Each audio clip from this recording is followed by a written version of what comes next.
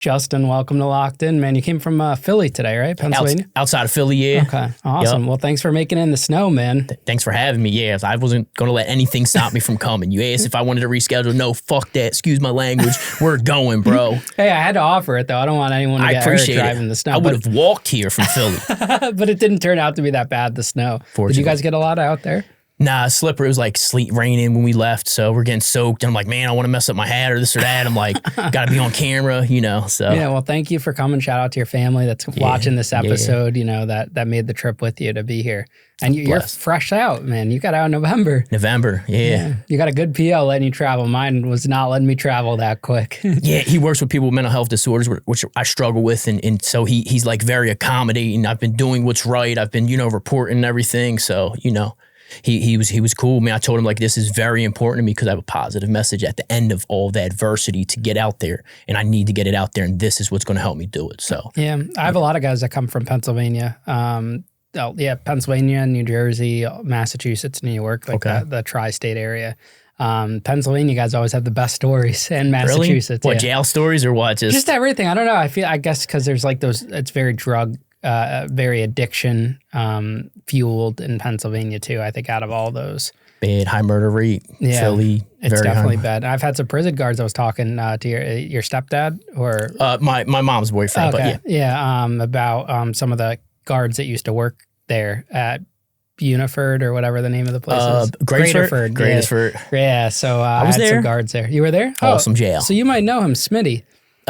Was he working a visiting room intake? I don't know. He worked just in the jail in general. That wasn't my home jail, but you come through there, you go there on writ, like when you're going for court and all that. So I've been there. I've had fun there. I think he worked in the kitchen too at one point. His last gig there. I might not know. He retired, I think in 2020. Okay. Or 2019. But he was there for like 15 years, I think. He's the best jail in PA. Really? He's the best jail in PA. Now, before we get started more in depth into this, I want you to plug your podcast, everything you got going on now to promote that.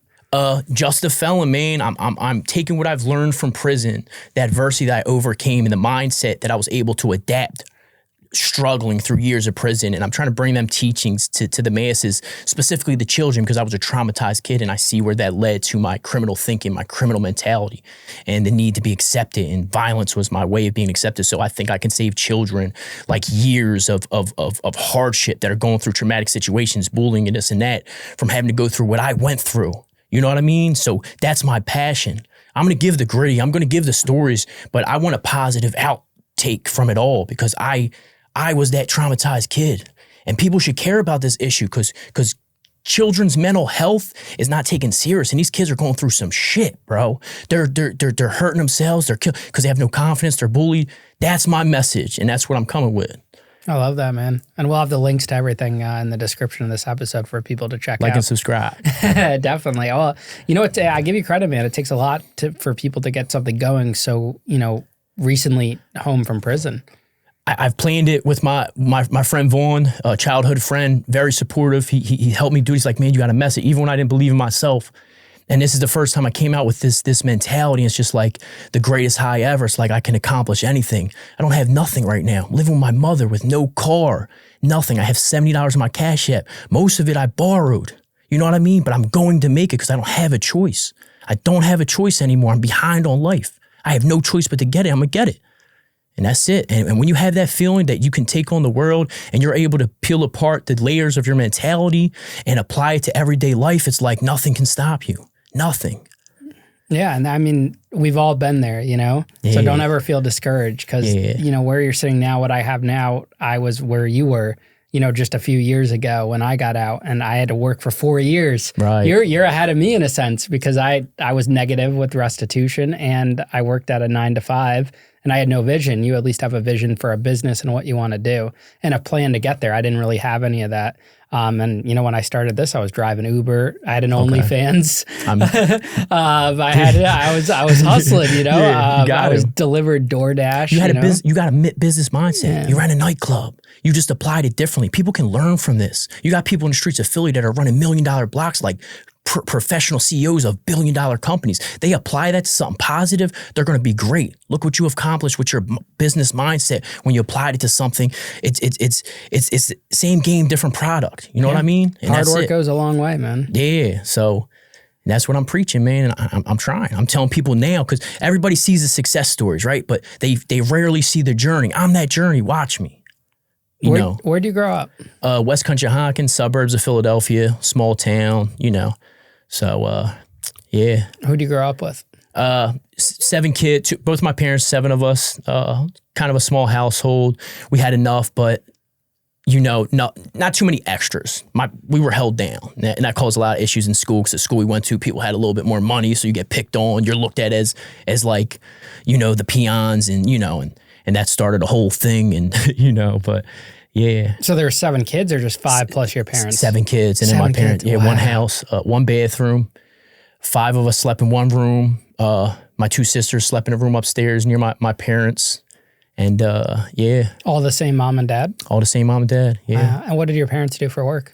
My dad did construction. My mom had a few jobs here and there, and was a hell of a freaking mother, man. She did whatever was necessary, working, also taking care of house. And my mother's like an amazing woman. That's how a woman should be, but it's like impossible to be like that anymore. It's like, I don't know how you do that. I admire the women because of them struggling. I see when I have female friends that are holding down households with even just a couple kids, and it just blows my mind how much work they do just to come in the house before you can sit down. I'm thinking you could just come in and sit down. I come in over and say, you're doing this and that, feeding the kids and da-da-da.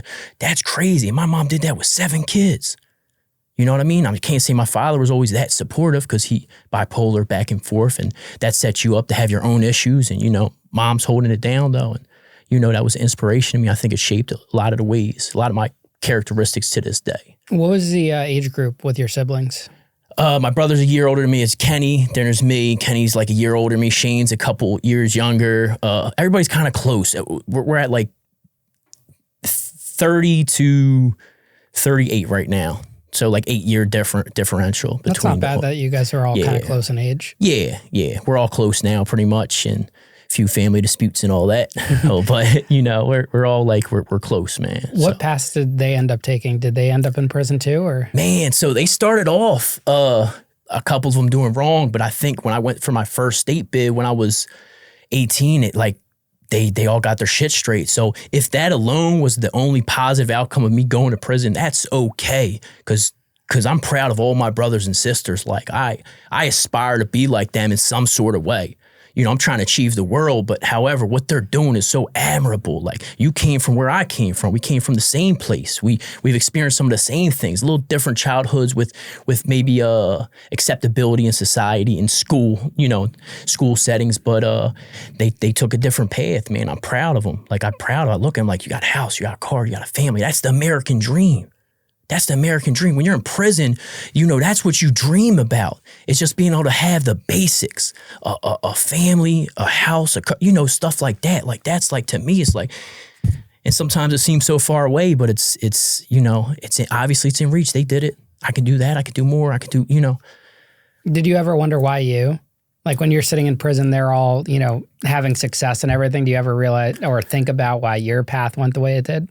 Yeah, like I've overthought and analyzed and assessed and addressed my thinking, but going up to prison up until like this last time, even most of this bit, it was always like it was somebody else's fault. When you think like, why me? You're blaming your adversity on something you have no control over. When you realize that it's really internal, that you have some type of contribution to whatever the fuck you're doing, you know, that's when you can start making changes that are going to benefit you and that's where I just started getting to. So, you know, yes, I've had that for like my whole bit. Like, why me? I don't deserve this. I was going to college. I was working full time. Why do I got to go back to jail? You broke somebody's face. I broke somebody's face, man. You can't expect to not go to jail. I don't care what you're doing. You broke somebody's, you know, and this is a violation, and it got me sent back, but I'm still blaming it on other people. I hit that, man. I did that, you know, the worst stuff that I did, you know, to go to prison. And so I just started recently taking accountability, man. And that's helped me a lot. How would people describe you as a kid or in middle school, high school? Loyal. I had a lot of heart. I didn't fit in. I was probably a little weird. I think we have all been a little weird. Yeah. So I was just trying to fit in, man. And I feel like the first time I felt accepted was when I actually hurt somebody in the school, and that set the precedence that violence was okay in my mind, because that's your way to acceptability. Then you hit the streets and you take that with you, and and that's kind of where that led, and I realized that. But it was because of how I was looked at, or how I thought I was looked at. I was chasing my identity, like I was trying to find it anywhere I could when I was younger, and it took violence for me to find that incorrect mentality or personality at the time. Do you feel like you had a lot of anger in you as a kid? Yeah, well, I try not to curse that. Yeah, man. Yeah, I was out because I was, like I said, I was bullied, I was picked on, and I couldn't do anything. I was soft, man. I was soft, and for years I thought about seeing these kids now, like, yeah, look at me now, because I've run into them. I had not to get too good, I'm not glorifying my past, but I caught a case for a stabbing, right?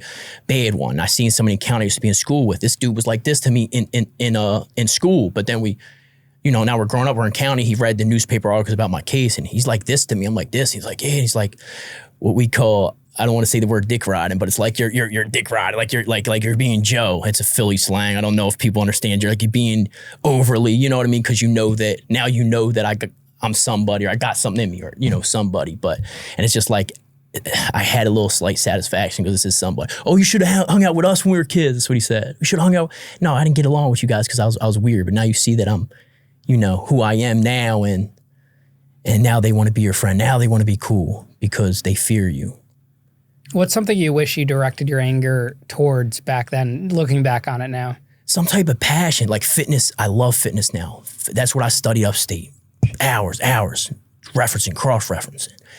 I wish it was that, but I'm not mad at the path I took because it made me who I am. The character that developed far exceeds anything that would have developed if I had never went to prison. You know what I mean? But if I had somebody that knows what I know now to instill some type of passion and play off of that pain, turn your pain into passion. I have a YouTube video off of that, turn pain into passion. Then it would have set me on a whole different course. And that's what I'm trying to bring to the youth, turn that pain into some type of passion. Give them something to be passionate about. Fitness is a major one. And it leads to social acceptability as well, which is important as a child. You know what I mean? Did you play sports or have any, hobbies or anything in high school? Yeah, not for school, but for like what is that called? Like just after school. Little league. Yeah. Football, baseball. I did do wrestling one year for school. I tried out for baseball, but then when I made it, I started smoking weed then, so I was lazy. I'm like, man, I'm not doing that. I made the team, but I'm like, yeah, I don't want to. I just wanted to be in the streets. I'm carrying guns and, I'm doing all this crazy stuff that, that's what I wanted to do at that time. I just wanted to live in the streets because that was cool to me. That's what I was good at, hurting people. I was good at hurting people. So you do what you're good at, unfortunately. What was your first entryway into the street life? How old were you? What happened? Fuck if I know. Man, first instant, I've done so much stuff, man. I honestly do not know. Maybe the smoking weed, carrying my first gun, I think was 15, maybe 14, but which is kind of a late age around my area. You know what I mean? Not my direct area, but like Philly, and you're from the suburbs, but you're putting yourself in the hood, and you have friends from there just because of whatever glorification exists in your mind for that setting. And then obviously if you're in there, you got the things that come along with it, the shootings and the guns and the violence and worse, so. Why do you think you needed a gun at that age? I don't know if I needed it. Can I say this? I was just ready to, I don't want to use these words. When I was younger, I was ready to kill, man, on demand because I was hurt so bad. I was willing to take it to any extent necessary, or even when it wasn't necessary, just to prove a point. Just to prove a point. There was an incident that I can't speak on too much. I had a sawed-off shotgun, right? And I used to have a hoodie, right? And I have a duffel bag, and I have it unzipped, and I have the sawed off in that bag. And then we had back in Philly area the Woolriches. The Woolriches were with the fur hat, the fur around the hood, and then I put that over. And I'd always carry my shotgun, man. And there's so many close calls I had with this before I caught my first bit. I'm so lucky. Some could have landed you there forever. You know what I mean? That just. I happened to get locked up. And then another situation, almost robbed some undercovers that were on the block because they didn't look right because they were white. And the blocks, nobody's white on the block. And they ended up raiding a house down the street. Oh my God, I'm so glad I didn't, man. But you almost pulled out the gun on them? Yes. I come down to the block, right? So we had an incident with somebody. I had words with somebody around the block. They go and tell people, I'm coming to the block with guns or whatever. People knew me to be crazy back then, but this wasn't even a true fact. So when I heard that, like, yo, they're waiting for you down here, don't come down. I'm like, what? Sawed off go down to the block. The block's cleared off by then. And I seen these two white guys sitting on I'm white, but there's no white people in this specific couple blocks. And I just seen them sitting there and I'm looking like, fuck it, I'm gonna rob them. And I'm like, wait, no. Something told me no. And I walked away. Half hour later, I found out they raided the house down the street. So I was very fortunate. Actually, when I went to state hospital, I think for the first time, I had that sawed off in my room, and my dad happened to go in and grab it. Fortunately, because when I got out of the state hospital, my PO raided the room with so that would have been extra time I did on my first bid, which was, long enough, 5 years, but long enough still. Did your parents know that, a change in behavior? Did your family, did your siblings, did they witness a change of behavior in you young and try to, nip it in the butt or get you some help? I think so. I mean, my mom used to pat search me on the way out of the house, so I'd have to give my gun to my one brother that I trusted and my one sister. I won't name who. You guys know who you are. Thank you for holding me down, but you encourage negative behavior. You should feel like shit. No, don't. You're my riders. I love you guys. But so they would have to, they would throw. So I'd go, my mom would pat search me. All right, yo, throw the gun out real quick. Bang, put it in.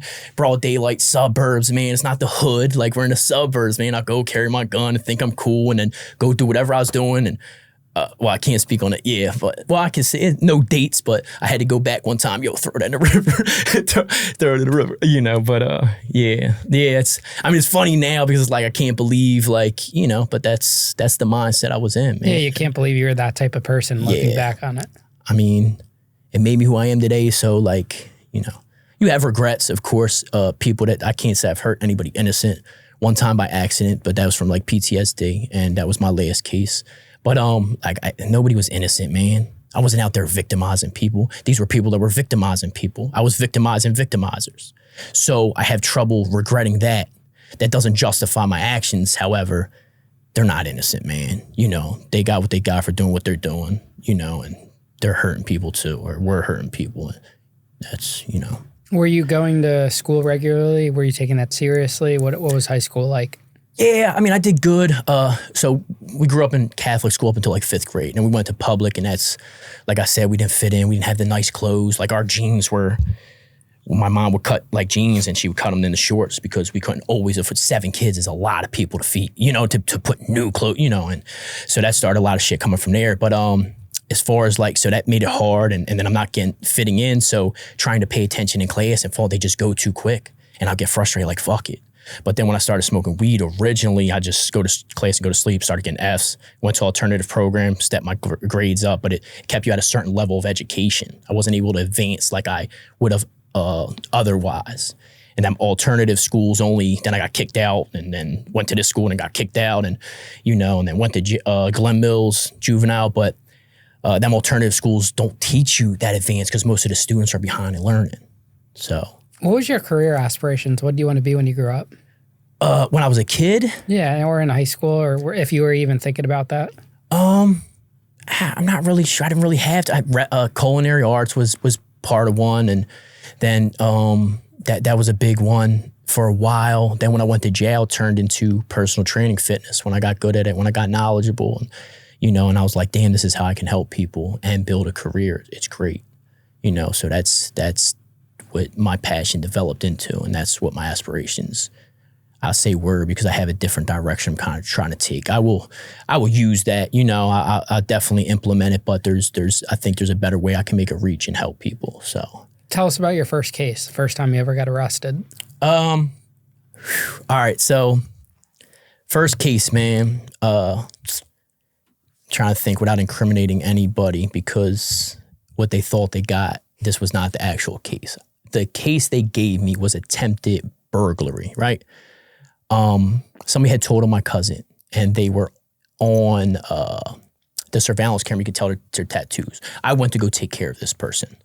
Long story short, I was on Xannies, so I'm not really functional. I remember one of my siblings said, "Yo, don't go do a mission when you're on Xannies, man."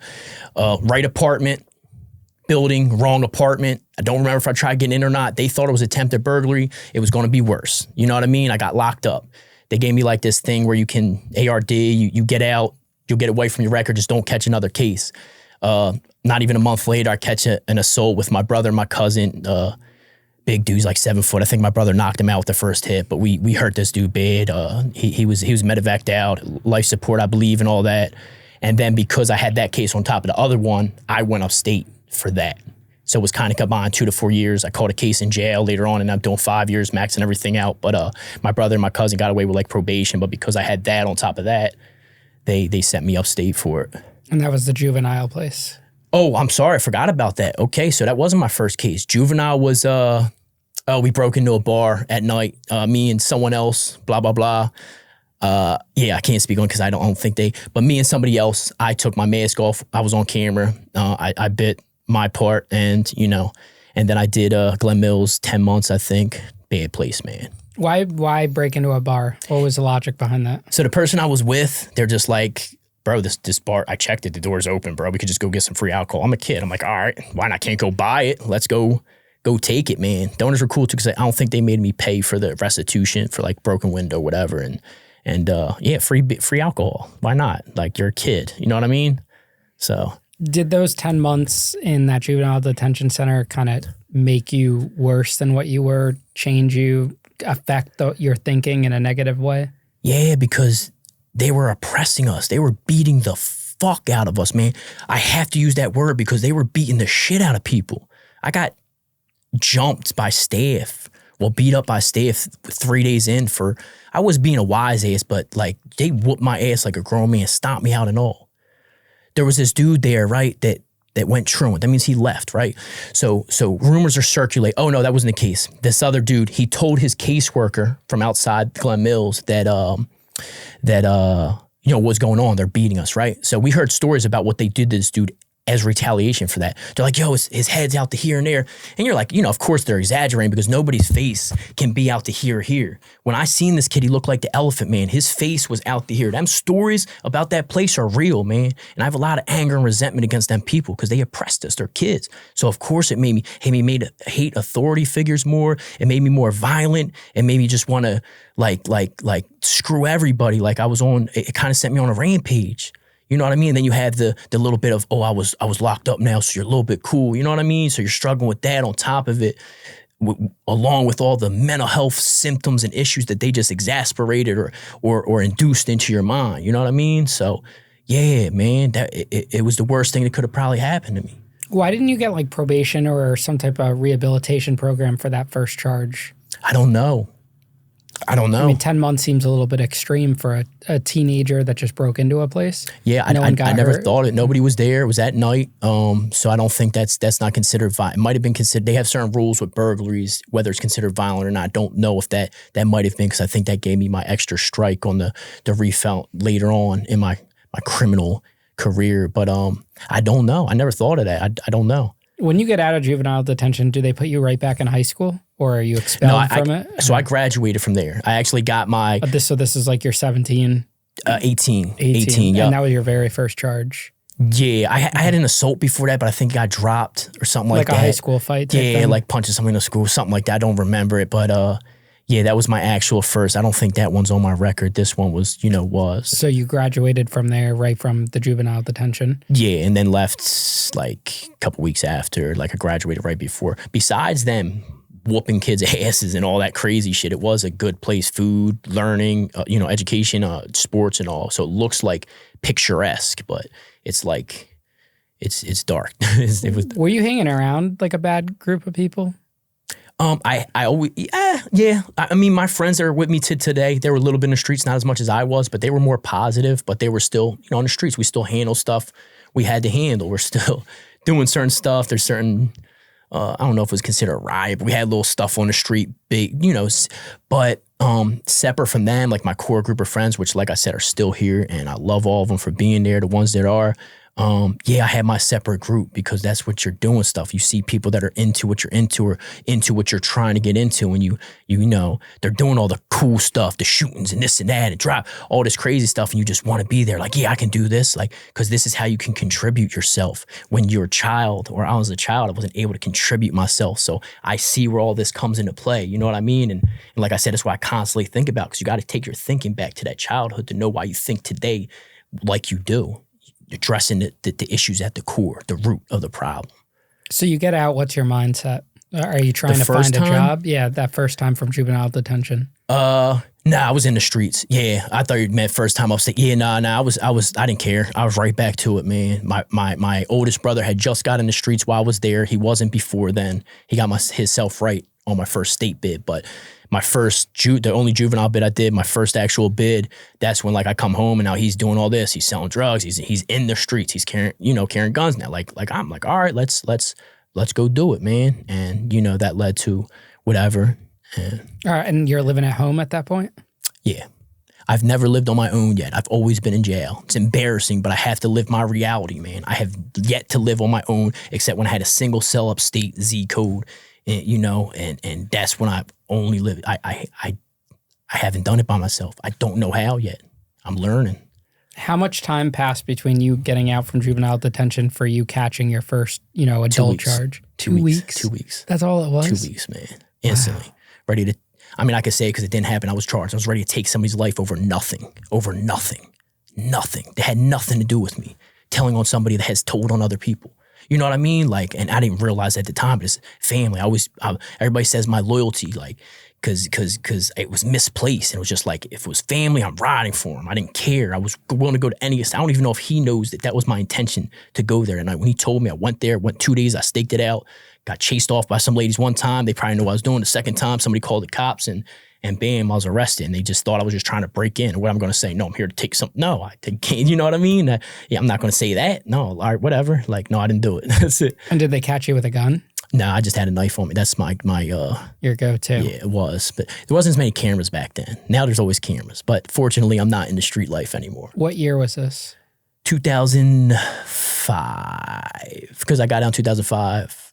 2005 graduated. Yeah, 2005. Went upstate in 2006, but I was in and out of county. Like, and this guy had nothing to do with you. It was just someone else that he was on camera. He was a CI, so his video footage was his tattoos, and that's how. But he wasn't jamming you up or anything. No, he was jamming my cousin up, and I went to take care of it myself, unprompted. That's kind of how it always was, man. So your cousin was in the streets too? Yeah, to a degree. Yeah, not like I was. He's a little more, on the bullshit as far as like getting high and all that, and I was more on the shit on the other end, selling certain drugs, but mostly just violence. I was more violent. I was never really a drug dealer. I've just done it periodically. Violence was my thing. Do you feel like you had something to prove to someone? Yeah, the world, yeah. Yeah, and I carry that thing in the day, just like I said, in a more positive manner. Yeah, because I never fit in growing up. And I didn't realize that maybe I did then, but it was just like I always had to prove myself. Like, no, I'm not that soft kid with no, from childhood, I'm not him no more. I'm not that kid that you're going to bully. I'm not that kid you're going to push around. And how do you do that? You take control, you become the aggressor. And that's where I was at. How did your parents react to getting jammed up that quickly after just getting out? I mean, they probably thought it was regular. I don't know. My dad tended to always think everything was like the system's fault. And I did for a period as well. But I don't know if it was that, It was just like, obviously my mother was upset with me with that because she came up, the police told her Juvenile told her to come to the station with her, and they showed me the video of me, and I denied it. And then I was like, all right, yes, because it was clear. I took my mask. I'm like, fuck. And she just like, she might have smacked me or something like that. Like, I'm gonna kick your ass or something. I know she's disappointed, but when I actually went, I know everybody was like crying, because that's hard. Every time I went, pretty much. And, to me, it ended up becoming normal. Were your parents together or did they get a divorce at some point? They were together. There was some separation at time. My mother didn't live under the best conditions with my father, we'll say, without, he's passed now. So a lot of things that I'm not proud of for him as my father. You know what I mean? So, but my mother was struggling to hold us down. She stayed for us. Or I think she would have left long before that. And that takes a lot of strength, man. But women do not stay in abusive relationships. Just leave. Do whatever you need to. Leave. Don't do it. It's going to be worse for the children. It's going to be worse for the children. My mom did what she thought was best, and I'm glad everything happened like it did. But it's hard, especially when your kids are like, no, they don't want you going with nobody else. And I told her, I support you. You want to go with someone. And we had that talk when he was still alive. And you know what I mean? And not all my brothers and sisters felt that way. Like, no, I want her to stay with, she dealt with some shit, man. That's not cool.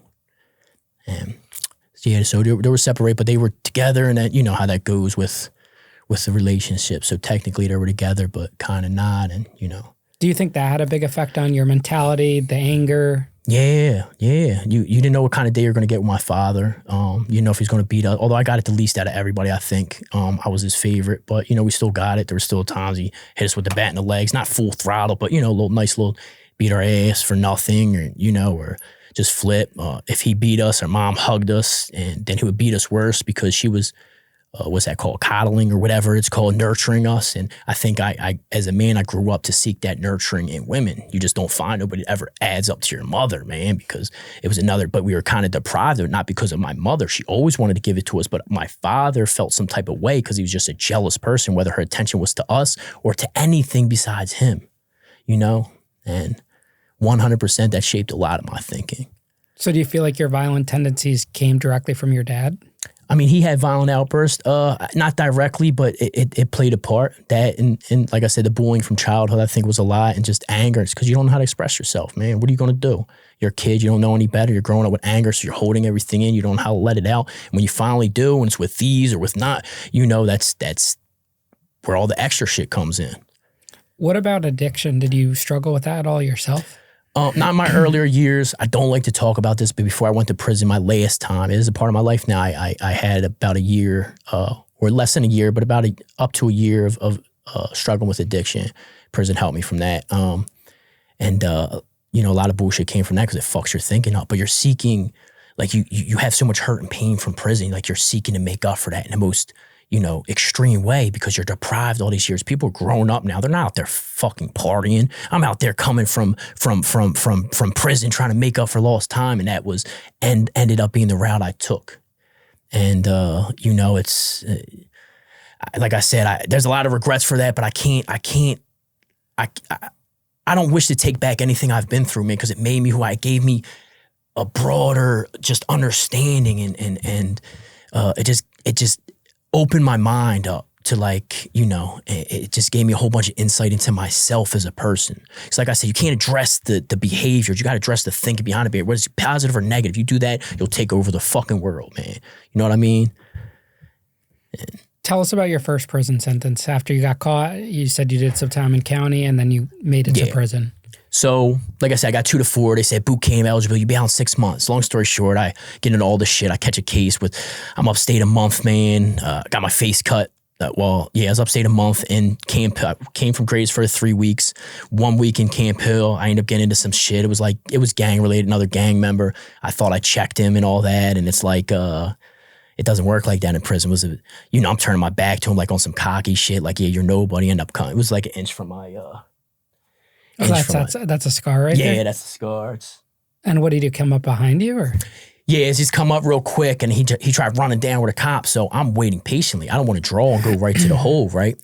So I'm like, damn, I didn't know he cut me originally. So he's down there near the cops. I'm waiting for him to come back up the stairs. He got me on the way up the stairs. I'm like, damn, I think he got me.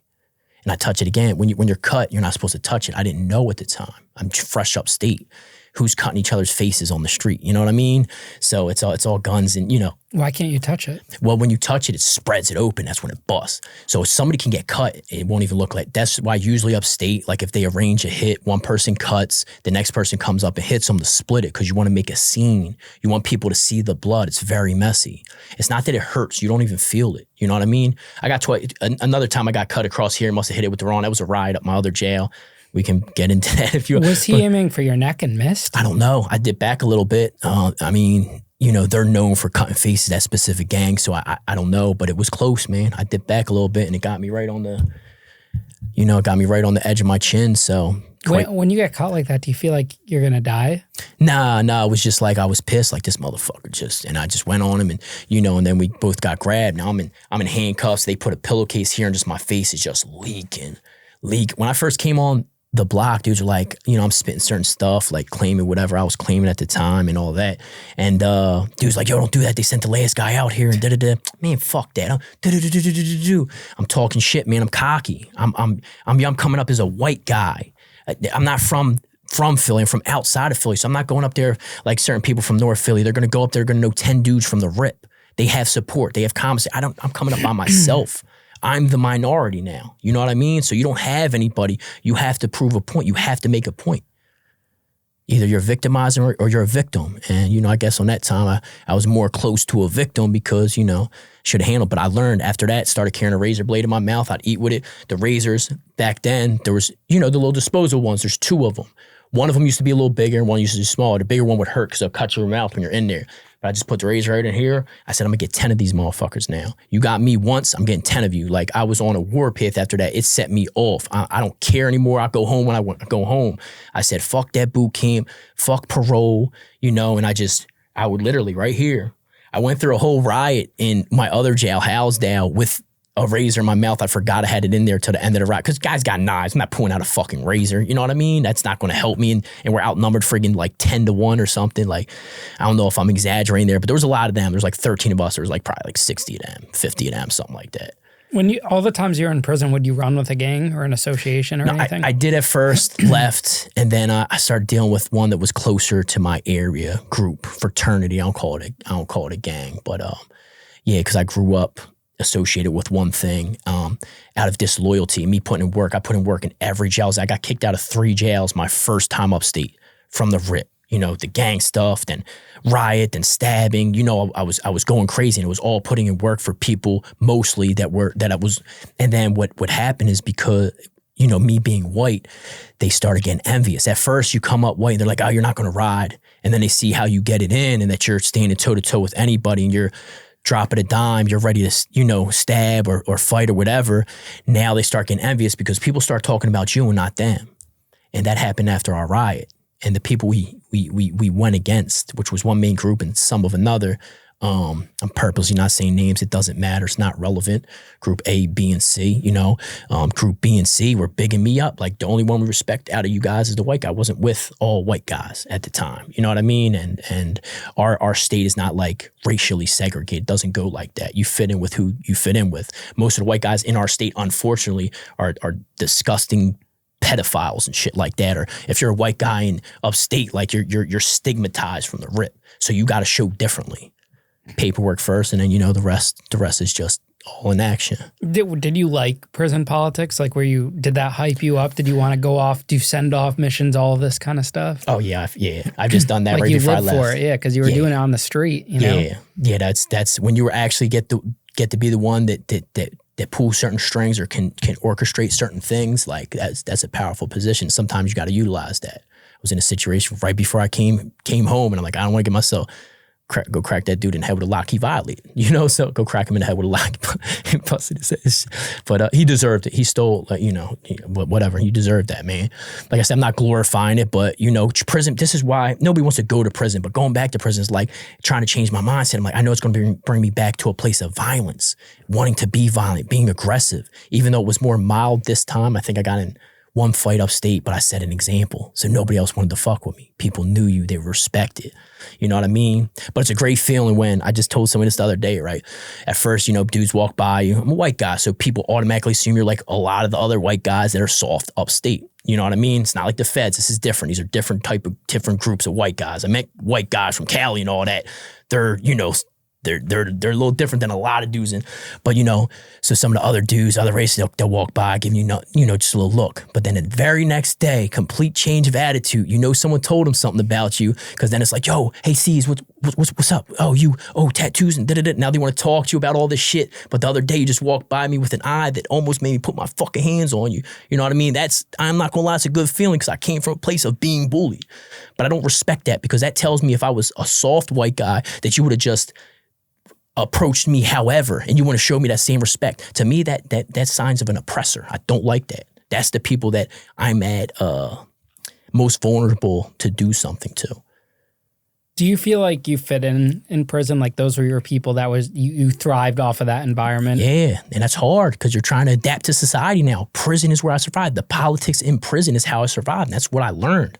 And then trying to adjust to society's politics, which is way different, with way more disrespect in society than in prison. People think prison is where you're getting to. No, I deal with way more, or have dealt with way more disrespect on the street that I wouldn't have taken, but you have to, because these are people that don't know better. The people of society look so down on people that have been to prison are usually the pieces of shit in society that won't hold the door for you, an old lady, or help her with her bags, or, you know, she's trying to shovel her sidewalk. You're just like, yeah, whatever, you know, but these are the people that look down on us. Like, You know what I mean? And so that type of disrespect and lack of morals, you don't really have in prison. You get it here now because there's more young dudes, but so, you know, you're trying to balance that. So I'm dealing with worse than what I dealt in prison to certain degrees, but I got to handle it in a way different manner. I can't use violence. Although, trust me, sometimes you think in your head, I wish I could smack this motherfucker.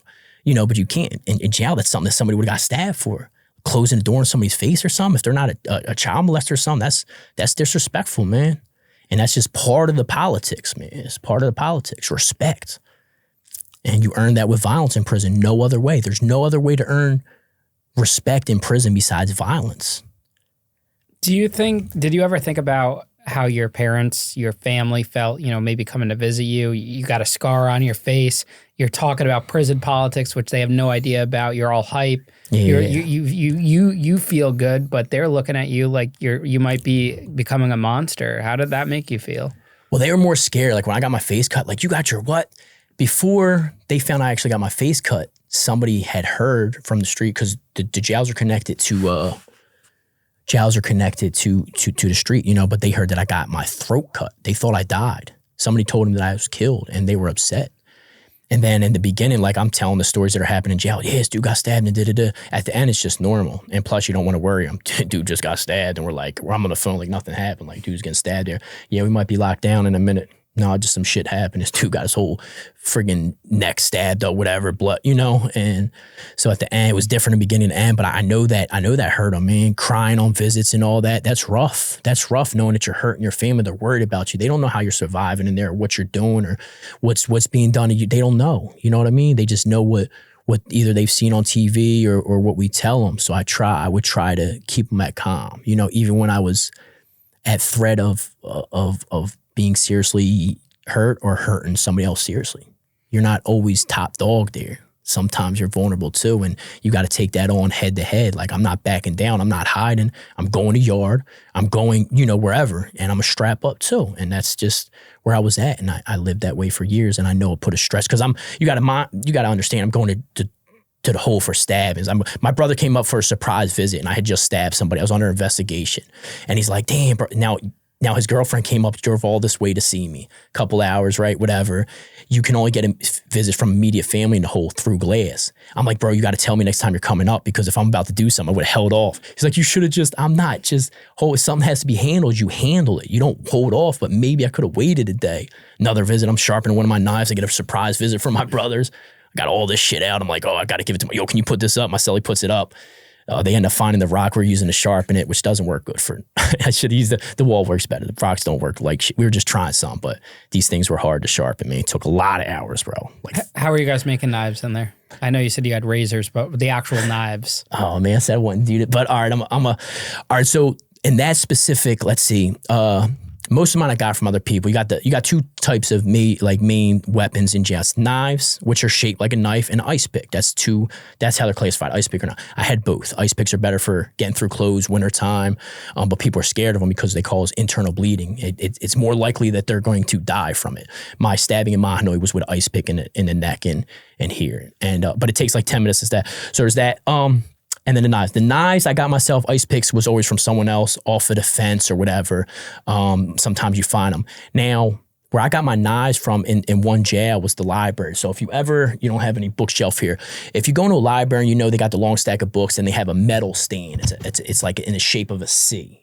Like to hold up the books. To hold up the books. It goes under and it's there. So they didn't make you go through the metal detector in this jail, or it didn't work in the library. So I'm like, they fucked up. My boy put me on. We're just bringing them back. First time we bring that back to sharp. We don't even sharpen them yet. Now these are like thick. It's like that.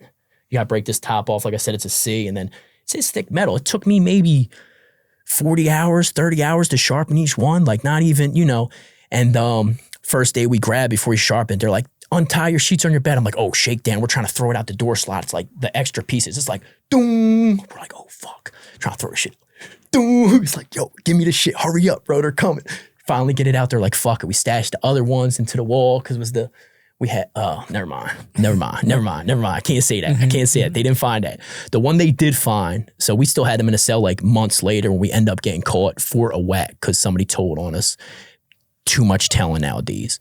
They only found the ice pick, and we had that inside of a toothpaste container. But I told the person that my cellie at the time, like, bro, don't put in this one. You got to put in this. There's a specific way to do it so they don't notice. You need one kind is different than the other. And I just leave that there. But I don't want to give no hints. I know COs are going to be watching this, man. I don't want to give no hints. Sorry, guys. Like, hey, everyone gives up the game, man. Yeah. Do you think about now what would have happened if you just lived a regular prison lifestyle, like sat your ass down in the corner, did your time, stayed quiet, not got into these prison antics? Because it is possible to do. Yeah. It's you don't have to do what you did. Man. You wanted to do what you did and take part in that, I never actually thought of that, man.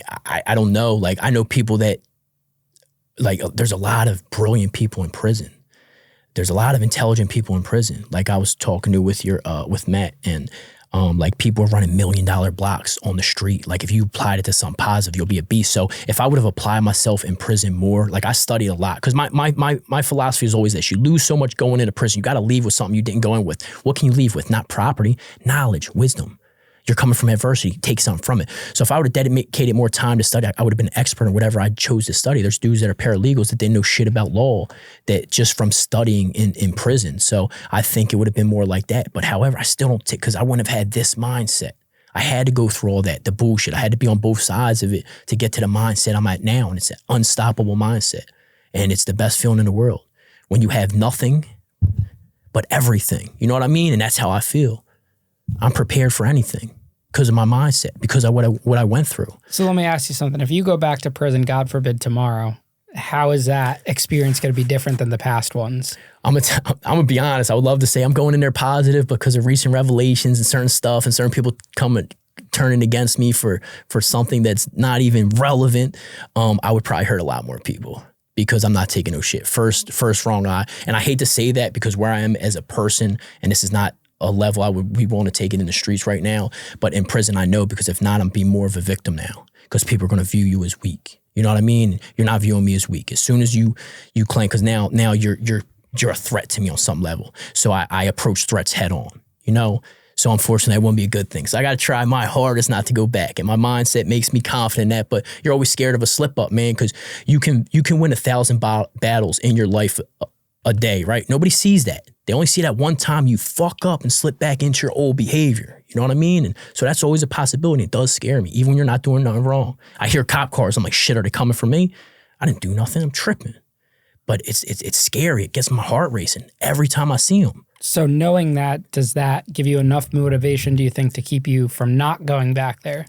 Yeah, I sure in the fuck hope so, man. I believe so, but the past is it's hard. I'm trying to get out of a pessimistic mindset. I watch motivational videos, and they said pessimists are right more often than optimists. So it's easy to be pessimistic, but optimists are way more successful. You know what I mean? So pessimists are they're right more, but optimists believe they did better than they did, so they keep doing good. So that's the mindset I'm trying to keep: optimism. I'm not trying to think pessimistically, but anything is possible. You know what I mean? And I'm trying to prepare myself, because I'm doing everything right. My medication, I got on right.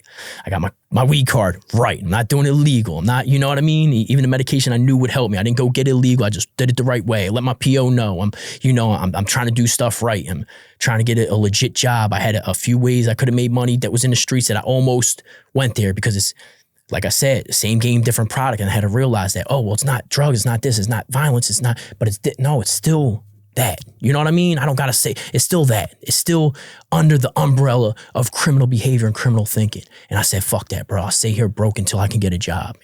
And that's it. Fuck it. I don't care. But also with that mindset, you gotta be careful, because there's situations that you wouldn't tolerate in prison that are considered disrespect, that would pop off to something violent, that happen every day in the world. You could be at a Starbucks, man. Someone could look at you the wrong way, cut you in line, and your first response might be, I got to stab this guy because I just got disrespected. No, not no more though. Yes, you're right. For like, when I first came home, my first bit with a positive mindset, I didn't change my thinking. Like, I thought everybody was like looking at me, staring at me, and I'm like ready to, weird, because I was socially anxious. I couldn't go to the counter to pay for my own shit. You know what I mean? But at the same time, I'm ready to go at anybody heads up because I was passive until I became aggressive. I had to learn that assertiveness. But I say that to say I handle situations better out here. In prison, it's different. If I don't approach that this way, going in, then people are going to come at me. You're going to have more problems than you would if you just make an example of the first couple people. You know what I mean? Unfortunately, that's why I'm trying not to put myself. I can, to the best of my ability, controlling the people, places, and things around me because I know what type of events trigger me. Whenever a situation happens or almost happened, where I stab somebody in jail or I almost stabbed somebody in jail, I look back to when I got in my later years, like what can I have done to prevent this from happening or almost happening in the future? If I know this is a triggering event, you know what I mean? Something like that, I just got to take on because I can't give up my life. I feel like too many people rely on me. I still got people that are stuck behind them walls that got nobody. There's people that are kids that went through what I went through to think they got no hope. You know what I mean? I can be that hope for them. I can be that helping hand. I have to build something that I can help, so I can help people. So I have my own feet to stand on so I can lift other people up as well. And that's more important to me than my pride with somebody saying something or bumping me in it. I'll say, excuse me. I'll let them think I'm weak. You know what I mean? As long as it's not an immediate threat to me, any children, women, or anybody, anybody vulnerable, as long as it's not an oppressive situation involving somebody innocent, I can handle it, man. I know I can handle it. I have handled it. I've handled worse recently. And I was proud of myself. I didn't react 100% like I wish I did. However, it didn't go to the extent that it would have years ago because it would have been a drastic difference. So you got out of prison after the 2 to 4. I'm assuming you probably did all 4 because of I did 5 because I caught a case in prison. I caught an extra case in prison. I got this wasn't even a stab, it was just a knife I was about to ice pick. It was like 12, this dude would have probably died. So it was some dude. This is crazy. This is part of prison politics. The reason that we were going to stab this dude for is because he looked at my friend. Let that sit. He looked at him. You know what I mean? You get this all the time. You just looked at him for a second too long and you're with a group that's considered what we call ops. Like, they're on the opposite side. And that's what it was. I got caught the morning of it and fucking CO's going through my stuff. I got in my kitchen, way down my bed, just finished sharpening because they're about to use it. I'm going to hide it. They're like, you got anything in here? I'm like, nope, tattoo needle. Drops on the bed. It's like, doom. They're like, holy shit. Cuffed me up. But security wanted me to tell or take a case. I took a case 6 months to a year. I maxed it out, extra year, did 5 years. And then that was that. How old were you when you got out? 24. You were 24. Didn't even know how to drive yet. So what happens after that? Do you go look for a job? Are you trying to get your life back on track? Yeah, online college, personal training, learned a lot. Working at a trash place, shitty pay, $100 a day, 13-hour days, but I'm beast, lifting like 40 tons of trash a day, doing good, you know what I mean? And then slipping up one day, I go to a bar, not drinking. It was a work night, which I didn't like to go out. I went out with an ex at the time. And then this dude kind of violated. I didn't take it well. And then I ended up hitting him and I broke his chin in 2 places, jaw in 3. He needed reconstructive surgery. It was 1 hit though, but I still thought I was like innocent because like you're sending me back for, they gave me aggravated assault originally, turned to a simple. I ended up doing 1 to 2 for that. I maxed that out, but yeah, but everything else I was pretty good, but that was criminal mentality. I didn't get it out. It's still institutionalized because this is how I would have reacted in prison. And I was still reacting that way. Did your mom stay supportive throughout these times? Always. My whole family. Do you feel like you needed a little bit more tough love on you? I don't think anybody could have done anything externally to change it because it was like, if you tell me one thing, the reason I even hit that dude is because after I felt violated, the bartender looked at me, he's like, you're not telling me what to do. Boom. And I just blasted this dude. He was a big dude, so I sat him down. The ER surgeon said there was no way the damage was done with a fist. I hit this dude hard. I'm working out. I'm working in trash. I'm strong. Like I dismantled this dude's face. His jaw was just hanging. Like it was bad. He pops right back up. I couldn't believe I wasn't even ready because I knew he was going down. He must have been high or something. There's no way you just pop back up with a hit like that.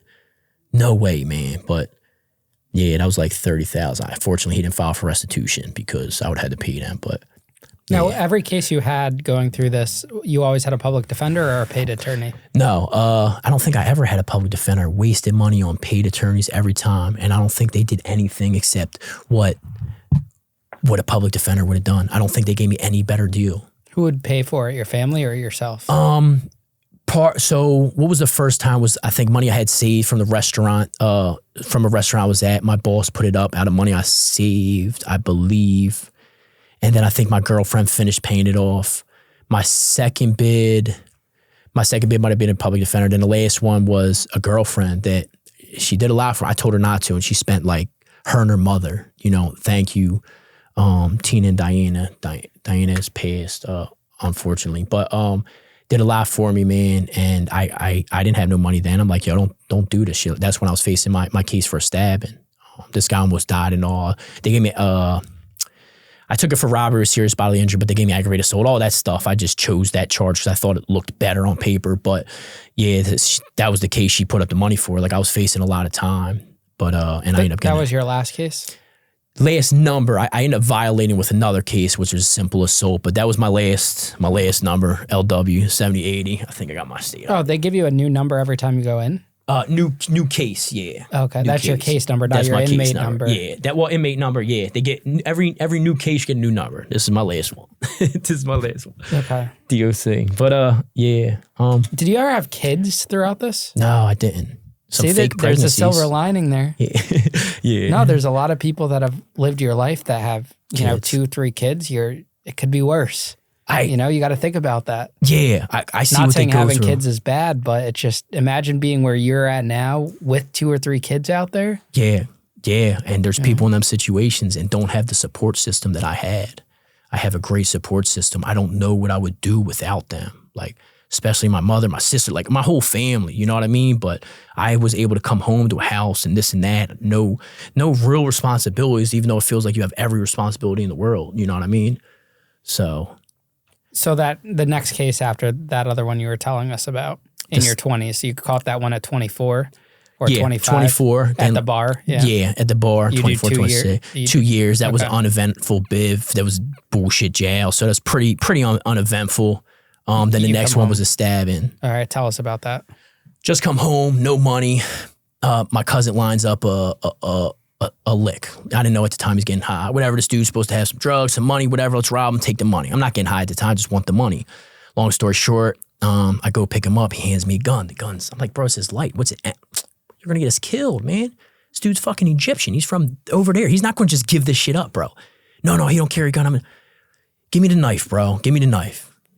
Last minute, I'm like, give me the knife, bro. I remember I stopped to see my homie before I picked up my cousin. I borrowed my girlfriend's car. And I got gloves on. He's like, bro, what are you about to do? He knows me from back in the day. And I just smiled. Like, he's like, bro, be safe. Go pick up my cousin.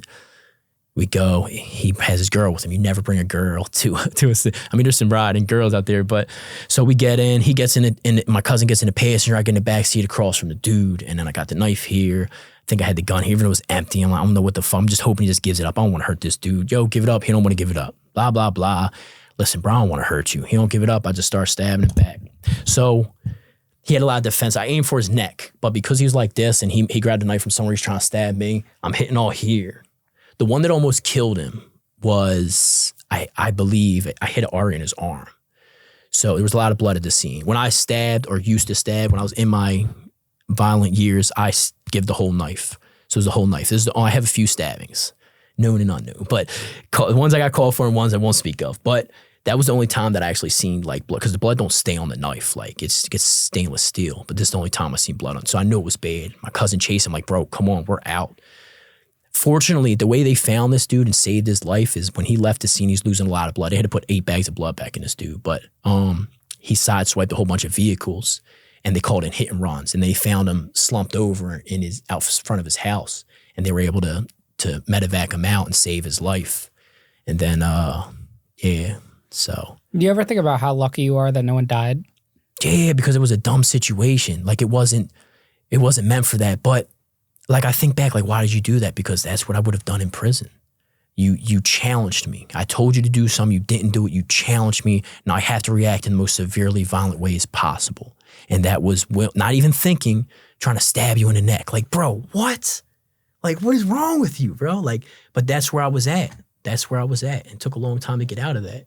Because like I said, after everything we already spoke about, this sets you up, predisposes you to this type of thinking. Like, so this is how you handle stuff. So what they end up charging you with that? Attempted murder? Or? No, they didn't give me attempt. They gave me aggravated assault, robbery with serious bodily injury, and some other underlying charges. In the end, I was able to take a deal. I got to choose between aggravated assault and robbery SBI, serious bodily injury.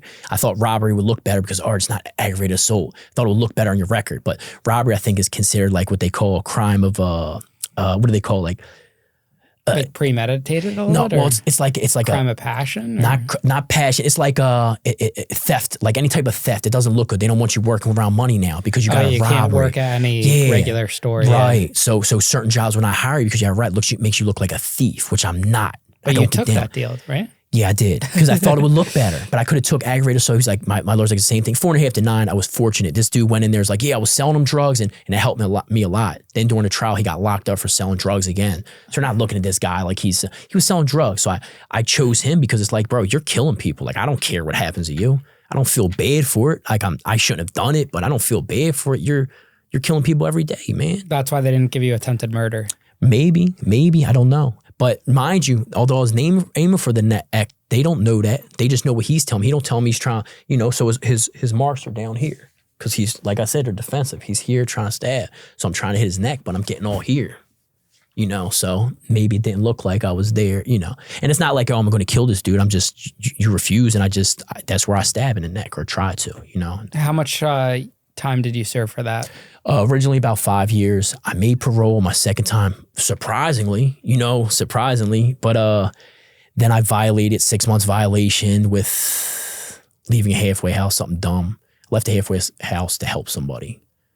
With another stabbing? No, actually something positive. It was a girl that was on Facebook and she was like in the streets and she was like, I'm tired of being on the streets by myself. She was in Philly. She said she got raped 3 times and I just want somebody. I'm like, listen, I'm in a halfway house. I'm gonna try to find someone. If not, I will leave and I'll help you. And my father was terminally ill at the time. Fortunately, he made it past that. He didn't make it past this last bit, but I went to try to help her. Didn't work out, but I gave this woman my word. And I told her, like, I don't have nothing, but I can come there and try to make sure you're safe. And that didn't turn out good, but, I got there and, I tried to show support and all that, and they sent me back. I'm okay with that. I went for doing something good. I'm fine with that. I've never been able to do that. I've been to prison a lot of times. I can't say, one was for a good reason. Fuck it. Like, all right, I'll take that. I wish I would have been able to help her and she would have listened a little or, trusted me a little more or, whatever it was. But, the intentions were good. But how does it make you feel that even though you did good intentions, you lost time that could have been spent with your dad? Everything's a learning experience, man. At that time, I was also fighting the year addiction I told you about. So it stopped. It put a 6-month hold on that. Now I did continue when I got back out to a degree, and then I went back to jail, prison, and that was my last case that I just came home from. So I don't regret. I can't regret anything. Man, I was blessed with time with my family, my father, who, like I said, has passed since, and what I was blessed with, I have to accept. This is how life goes. How do you make amends with the people you hurt? Trying to help now. Like I'm trying to find 3 specific people from childhood that I said something to, because I still live with certain traumas of what was done and said to me and from childhood. And I know specific people I said one comment, bro, in high school, and 2 other people I used to kind of like at times bully. I was bullied. I wasn't the person that bullied. I always sat with the girl that sat by herself or tried to help people, but I don't know why. Maybe because of my pain and going through what I went through, these 2 specific kids, and I don't know their name. That's not okay with me. Because they can have some type of fucked up thinking nowadays because of that. You know what I mean? Like me, I have fucked up thinking because of what came from my childhood, things I've went through, things people put me through. So I'm trying to make amends in that way, reach out, just to let you know I see you. I remember this was not minute. It wasn't frivolous to me. I know that I hurt you, whether physical or just mentally, and that's not okay with me. So I try to reach out in that way. I've spoke to certain exes that I've hurt, not physically, but mentally. I went through some shit. I went from a good dude in relationship to a piece of shit that was hurting women back, and now I'm just a good dude now, and I'm confident saying that. So I reached back to these people like, listen, I just want to let you know you didn't deserve that. I wasn't in the right state of mind. I had a fucked up way of thinking. You know what I mean? So that's very important to me, making amends. What the people deserve. The dude I stabbed on, bro, you're selling drugs, bro. All right, like, go ask somebody else for sorry, man. I don't regret that. It wasn't justified in doing it, but it was justified to happen to him. You know what I mean? If that makes sense. Yeah. I shouldn't have been the one to do it, but you deserved it, bro. But the people that were unjustifiably hurt, I regret. My last case was I committed myself to a state hospital. I was getting paranoid. I thought he was a psych tech. It was a male. I don't hurt women even if I'm paranoid. You know what I mean? When I get paranoid, I tend to think people around me, innocent people, women and children, are in danger.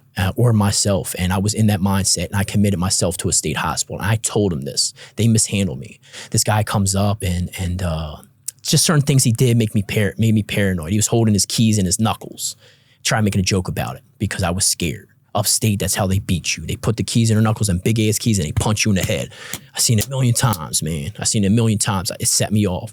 And I almost took this dude's life because not out of malice. It wasn't out of malice, man. I thought they were going to attack me.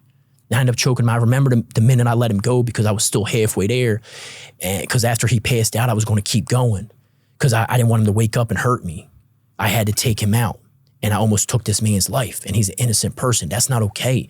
But I need to find a way to reach out to him because he's a victim. I can't just reach out. I got to find a way out to reach out to him. Be like, listen, it wasn't out of malice. It wasn't because it was. I misread the situation because of the trauma and undiagnosed, but PTSD, which I think I have, triggered me. Man, certain things triggered me to think I was in danger, and I just reacted. I didn't think this through. Oh, I'm gonna. No, I see an opportunity because I thought you're trying, and and that's when I did my lay. And I was mad at the system for that for years, but I still put myself in that position. There's certain things I could have done to put me in a healthier state of mind to not get to that point of paranoia and violence, unjustified violence. Do you feel like the system was too easy on you, gave you too many chances? I mean, you've done a lot of violent acts, but have only, gotten a couple years, 4 years, What do you think about if you, like that first time you got like, say, 10 or 12 years at one bid, that would have been enough to change you, I think I was fortunate in the time I've gotten, but I don't think that would have changed anything. I might have been worse, man. That first bid, I almost messed up. So my stabbing in that first bid, like that's when I was wild. If that was longer, I know I was about to stab a CO that day. My attention got directed to somebody else that done something else. I was ready to stab because he got me kicked out of a program over nothing. I was going to stab him in his neck that day. That was my plan. I told my homie to kick me out of his program. I'm stabbing in his fucking neck. Unfortunately, like I said, I'm not trying to glorify this, but this is where I was at.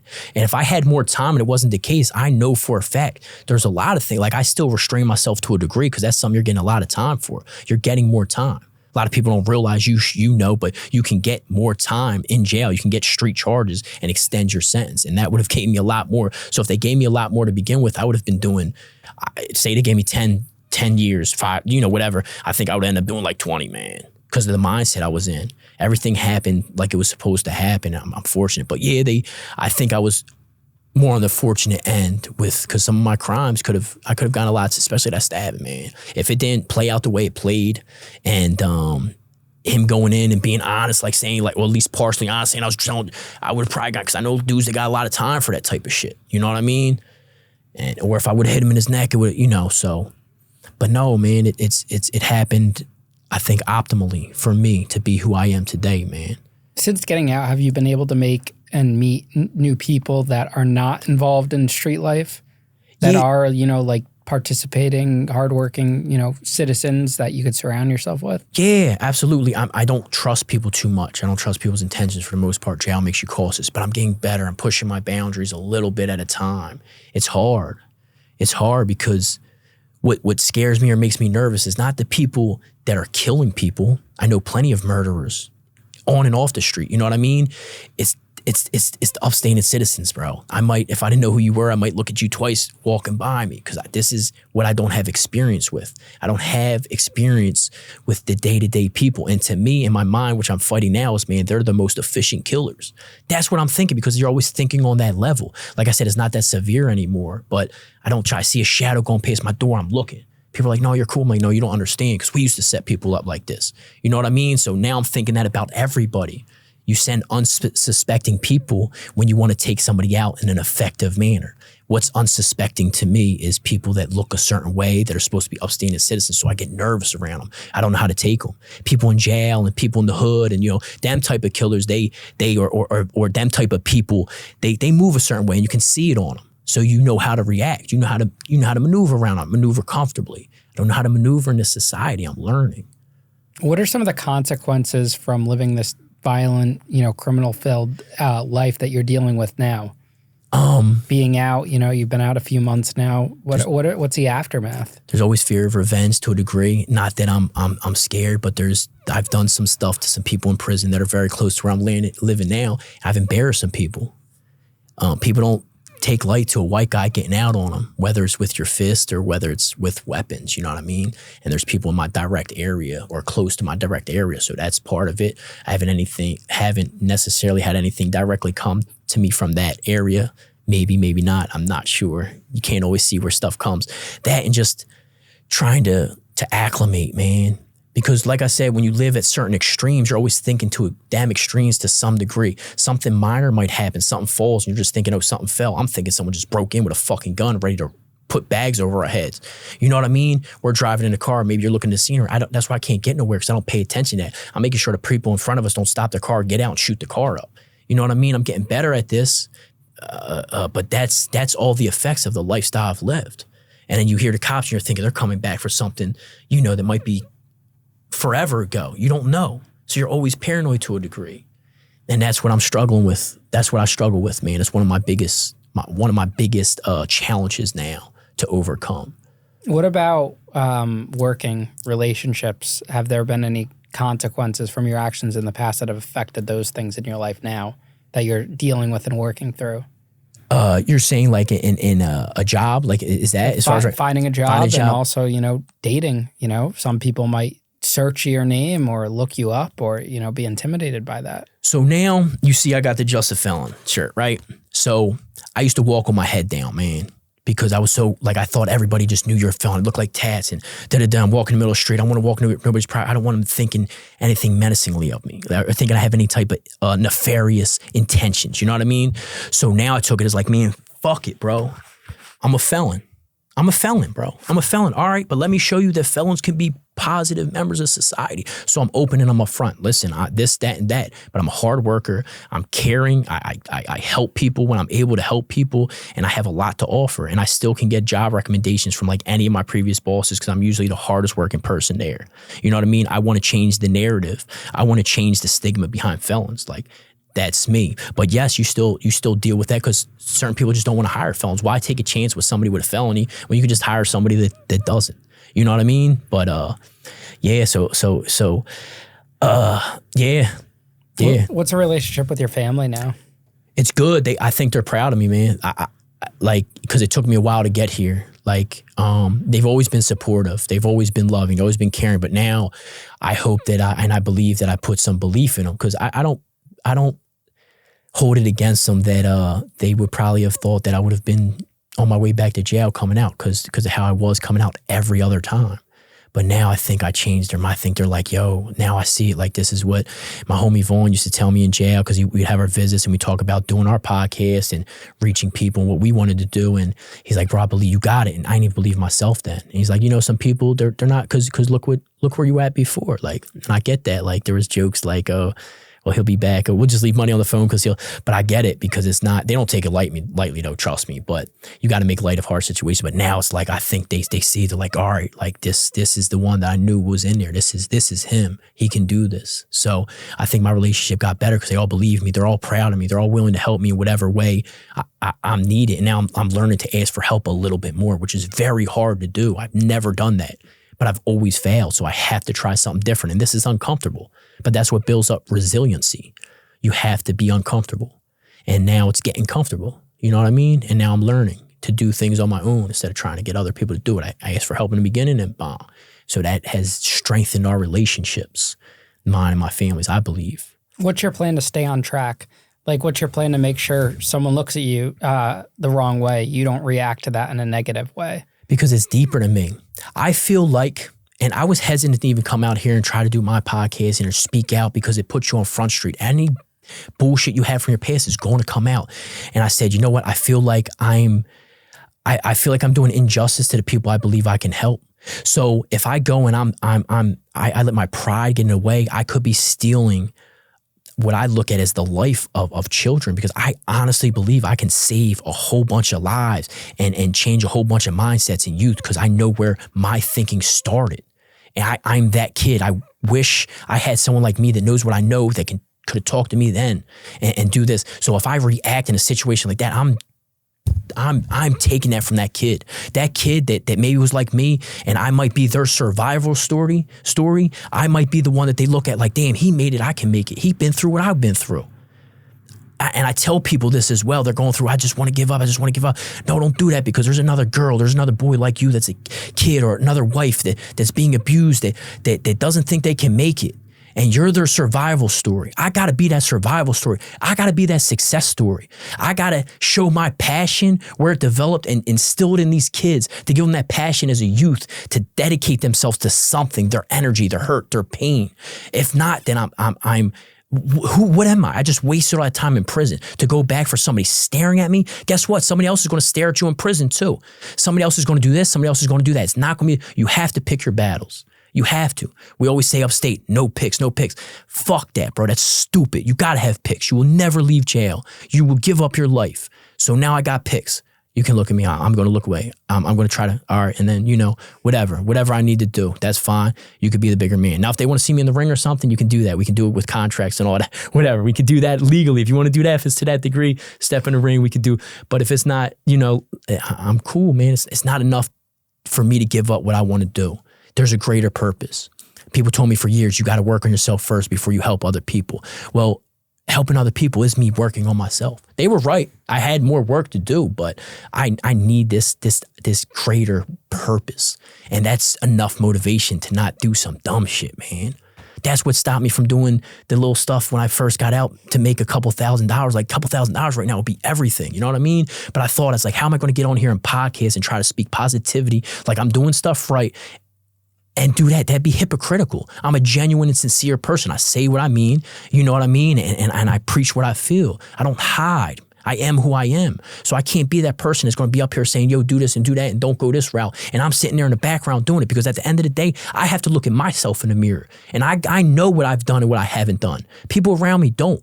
So I need to be able to stare at myself in the mirror and know that what message I'm bringing is authentic to who I'm being, What's some life advice you wish you could tell your teenage self? Like if you could stand next to him before you ever got into trouble, what would that advice be now that you have all these years behind you? Man, it's so hard because it's such a delicate situation. Don't give up, man. Don't give up. You can become great at something, even if you don't know what that something is. Whatever you dedicate yourself to, and I say this to my nieces and nephews, and I talk too much and did it, but I don't care, because one of them seeds might, you like boxing? Yo, keep to that. I'm trying to instill that drive in them. I just wish somebody could have done that to me. Give me something to be passionate about. My thing is fitness, right? So let's take the non-athletic kids in school that are scared to go to gym, that are getting bullied because they don't fit in. Let's teach them the basics of fitness and give them something to be good at. They don't want to do it because they don't think they can do it. So show them that they can do it, and then start showing them that they can get good at it. And then they're going to become more comfortable in social settings, because now they got something to be proud of. This is such a simplistic answer to a complicated problem, because it could not completely, obliterate like bullying and all that, which like that was the main thing I dealt with. But, it will help. Cause think about when I was in class, I was out of shape. I couldn't, gym's stupid. No, I wasn't good at it. Not the athletic ones that it comes naturally to. Let's get the kids that aren't good at these things. Let's teach them the basics. After school program or something separate from the athletes, bro. Now you're good at that. Now you got confidence. You're something you can instill passion. You're something you can dedicate yourself to. Take your mind, because you're going to find a source of acceptance one way or another, whether it's pro-social or antisocial. You want the positive, obviously. You don't want the negative mindset. So that comes with giving them somewhere to direct that pain and turn it into passion. Direct that towards that. Whatever it is, doesn't have to be that. It could be anything. It could be music, whatever. Music, sports, whatever, books, chess club, I don't care. Something, man. Something. Tic-tac-toe. If there's a league for that, there's got a league for everything, man. One of these new things, I don't know, and they got technology to become brilliant at anything. It's everything. Just show them that they can do it. I did chess club in middle school. You look like you did chess club. It was only a couple of days. I was like, this is not for me. Did you try? Are you good? You look good. No, I'm not good. I suck. I would get mad. I've seen. My dad's good. Yeah. I play a little bit. I played a little bit in prison just to pass the time. I'd much rather sit down for a game of Monopoly. Yeah, I was pinochle. Oh, yeah. I love spades. But I got snuck in county on pinochle. Yeah. Because I never got into pinochle. I didn't like it. Love it. Spades, man. You're playing spades. Yeah, in the feds you did? Yeah, Come on, man. Dude, I used to walk through dice. Come on, 4, 5, 6. Yeah, there we go. Were you allowed to have dice? You had to sneak them. You had to sneak them. But people would take them from the Monopoly boards and stuff. You wouldn't get in trouble if you had them. But, that's how we did Monopoly. Did you ever see dudes make them out of toilet paper rolls? in the hole? Maybe, but we had real dice. You know? You didn't need to. That was like county thing. Yeah, it was pretty interesting. But Justin, thanks so much for coming on the show today, man. I appreciate it, man. Yeah, you did great, man. For your this is your first interview. Yeah, first time being interviewed. Yeah. Well, technically, my podcast I got a few, but yeah, well, your first time being interviewed yourself, man. Yeah, well, I appreciate it, man. Yeah, congratulations on getting out, man. Starting your podcast, and like we said, if you're ever in this area and want to use our other studio, feel free. You line up some interviews. You can interview me one day. Yes, that would be awesome. Yeah, you gotta come on my podcast. Absolutely, just a fella, man. But I'm more than that. I'm more than that, man. Love it, man. Yeah, and you already got merch, man. It took me a year to get merch, and you're already out here 4 months in with merch. That's awesome, man. I'm proud of you, man. Keep doing your thing, and just stay on the path. That's so important. That's all I can do, man. Thank you for having me. Just a fella, man. I need you to subscribe, man. I'll subscribe to you. Subscribe to my channel for me, man. Get some tips. Dude, I don't really use YouTube like that. No? No, I don't really. I've never really been like that. That's why I was so intimidated to start YouTube. I started on TikTok and stuff. I don't know anything about YouTube. The only time I would use YouTube growing up is when my friend would show me something, or I needed to figure out how to do something, like how to do this, how to assemble That's this. what I'm learning. Yeah, now Did you watch YouTube? Yo, do you know how to do this? Yo, just go on YouTube. Yeah, I'll watch motivational videos back in the day and stuff, or some music videos, but I never used it the way my viewers who watch my content use it, Right. So that's what it is. And I just don't have the time to sit there and watch stuff, but I'm getting better at subscribing to people and everything. I'm studying all day. I'm watching video on I'm studying. It takes time, man. I learn every day. I learn, you learn as you go, Yeah. What we were doing in the beginning is not what I'm doing now, because you just learn, you grow, and you get a little bit better each time, You look at when I first started editing my own videos, it's a night and day difference to what it is now. And it took a while to get there. Mine are unedited right now, so it's just there's 2 minutes of that. But I always tell the people that are first started that we talked to and give advice to, I was like, you're in a better spot than I was, because I didn't have anyone showing me this. I had to learn it all on my own. And then, you ask people and you make it better, and trial by error, and you have that business mindset, man. That's too, everything. Man. Yeah, you're gonna get there, man. You just stay on the right track. Listen to your mom, and stay there until you're ready to roll. I will, man. I lived at my parents for a few years, until I was on my feet, and it's part of the grind, and you'll appreciate it when it's all said and done. I'm living with my mother, so I give you credit. To me, man, that's more respectful than saying you stab someone in prison or when you talk to someone. Yeah, it goes a long way, but I appreciate you, man. Stay in touch and safe travels back. Thank you, man. Appreciate you. Awesome. Live loyal.